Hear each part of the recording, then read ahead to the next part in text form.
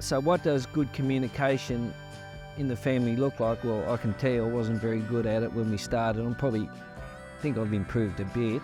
I think the good thing has been that our son-in-laws and daughter-in-law have been so willing to engage in it. That's made it easier, because then my daughters and my son could openly bring them in, and they've all been interested to have a look at it and to have an input. And I think because we've got that honesty out there and the kids know where we're going, no one sort of minds asking the questions now or talking about it. A lot of farming families quite often hear dad or mum doesn't want to talk about what's going on. I've never felt like that. So I think that facilitates good communication as well.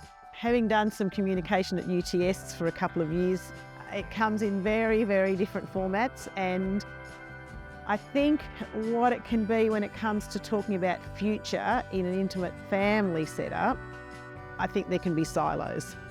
And everybody's got their own idea, everybody's got their own opinion. Some will talk, some won't talk, some will share it.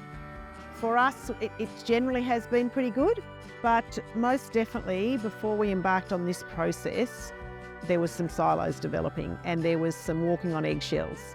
I suppose I was withholding information, and so I was as guilty as anybody else in it, and that then there were subjects that were taboo, couldn't be talked about.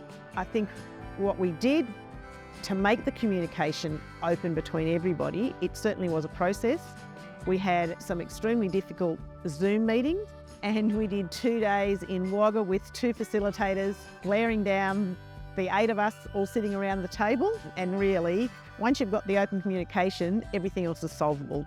Family communication to me is literally the word communication. I think too many farms, we all, whether it's families as in siblings or whatever, tend to have the roles and take off first thing in the morning and disappear in the paddock and not communicate regularly enough. It's having those weekly meetings, those daily meetings if it needs be, and sitting down and communicating what needs to be done strategically as well as day to day. When it comes to succession and who's where and what and how, it just, communication is the word. It's got to be done in all different areas, daily, weekly, monthly, yearly.